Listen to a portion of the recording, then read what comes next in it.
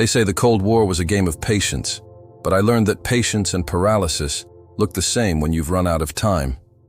I was an officer once, American, stationed in Berlin during the construction of the wall. I was trained to wait, for signals, for orders, for the right moment to act.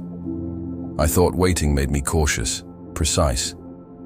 But all it made me was late. My name doesn't matter. In those days, names were as disposable as codes. You used one until it burned, then replaced it with another. I lived in a grey apartment in West Berlin, across the river from where the East began. Every day I watched cranes lift concrete, men in uniforms laying bricks that would divide not just a city, but the human heart. They built it fast, without hesitation.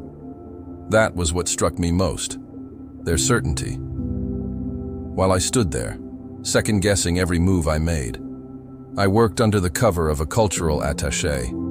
But my real task was gathering information, movements, patterns, whispers. Espionage wasn't glamorous. It was long nights of static, cigarettes, and doubt. You'd wait for a call that might never come, decode messages that meant less the more you read them. I told myself I was helping to protect freedom. But the truth is, I was just surviving in a world that rewarded silence.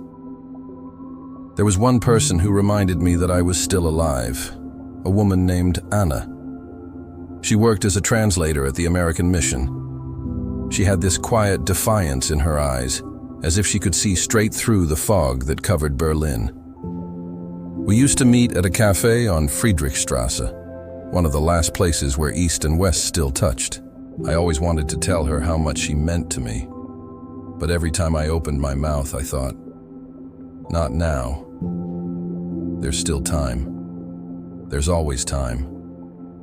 The last time I saw her, she told me her cousin was trapped on the other side. He needs to cross, she said. You have contacts. You can help him. I promised I'd look into it, but there was a protocol. There were channels.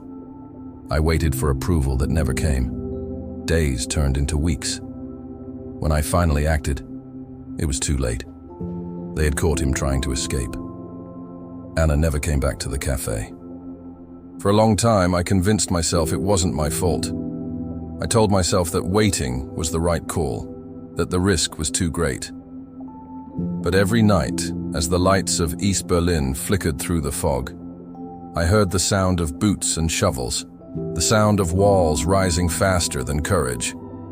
I used to think my enemy was the regime across the river, but it was really the man in the mirror, the one who waited for permission to be human. The world outside kept moving, measured in the ticking of clocks and the rumble of trains that no longer crossed the border.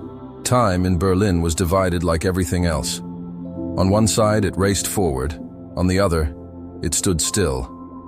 I lived in between, believing I could stay untouched if I just stayed still long enough.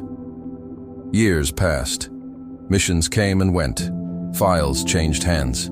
Agents vanished into silence. The faces around me aged, replaced by younger ones who spoke faster, cared less. I told myself I was too old for the field, that the world no longer needed men like me. But the truth was simpler. I'd wasted my life waiting for someone to tell me what to do next.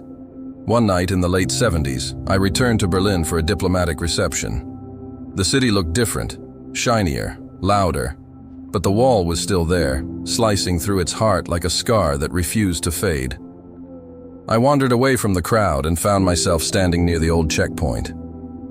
The street was quiet, the air thick with memory.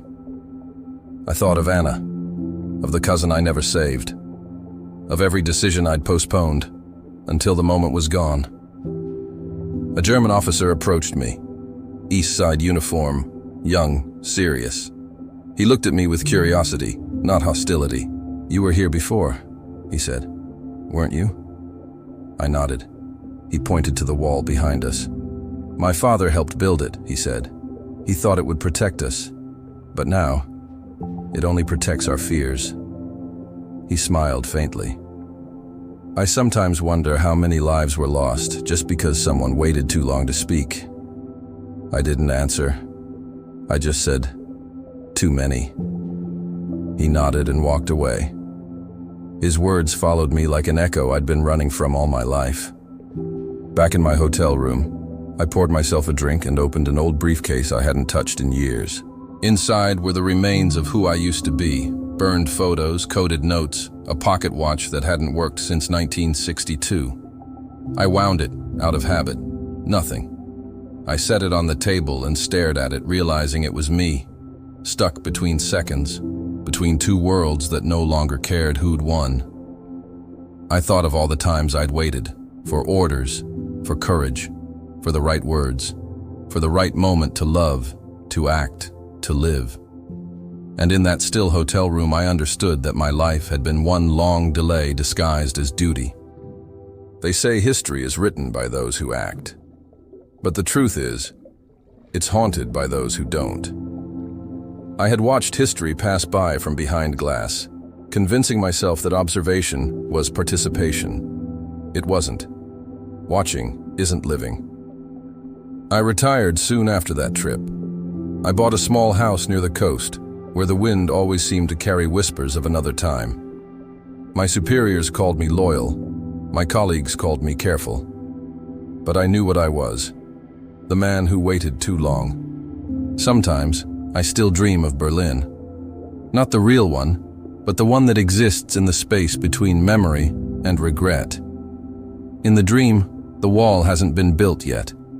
The streets are open, the city whole. I see Anna at the cafe again, her hand resting on the table, waiting for me to speak. I open my mouth, but no words come. And then the sound begins, the rhythmic thud of hammers, the first bricks being laid. The moment closes like a door. I wake up before dawn, the same hour I used to report for duty. I make coffee and sit by the window, listening to the hum of the present. The world has changed, but time hasn't. It still moves with or without us. I used to think silence was safety. Now I know it's a slow kind of death. Every hesitation I ever made felt small at the time. A postponed decision, a delayed letter, a promise to do it tomorrow. But together they built something heavier than any wall. That is the secret no one tells you about the Cold War. It wasn't he just fought between nations. It was fought inside men like me, between fear and action, truth and convenience now and later. Sometimes I wonder what would have happened if I had acted differently. If I had crossed that line, said those words, taken that risk. Maybe nothing would have changed, but maybe everything would have. The tragedy of waiting is that you never find out. Last year, I returned to Berlin one final time. The wall was gone. The city was whole again. Tourists walked where soldiers once stood. Children laughed where secrets once whispered. I stood in front of where the cafe used to be. It was gone too, replaced by a bookstore. I stepped inside. The air smelled of paper and dust.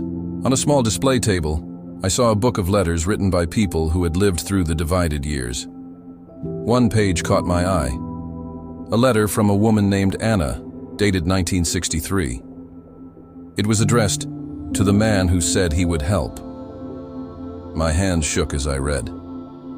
She wrote that she didn't blame me, that she understood fear better than anyone. But fear, she wrote, is only time disguised as mercy, and mercy that waits isn't mercy at all. I bought the book, though I couldn't finish reading it. That night in my hotel, I took the old watch from my bag. It still didn't tick. I left it on the windowsill and watched the sunrise. Berlin glowed gold and new. The city had learned to move on. I envied it. I'm old now. My hands tremble, my voice wavers, but the silence I once hid behind has finally broken. I tell my story not because it changes anything, but because it might stop someone else from waiting as long as I did. If you're listening to this, wherever you are, understand this. Life doesn't reward hesitation. The world will never hand you the perfect moment to speak, to act, to love. You have to take it, even if your voice shakes. Because in the end, walls don't fall because of time. They fall because someone finally stops waiting. And as for me, my wall never fell. It just became invisible, built inside me out of every moment I postponed. Now, when I close my eyes, I can still hear the faint hum of Berlin, the trains, the wind, the echo of two nations pretending to be whole. That's where I left myself, somewhere between action and silence, between east and west, between the man I was and the one I never became. In the silence between two nations, I lost the sound of my own life.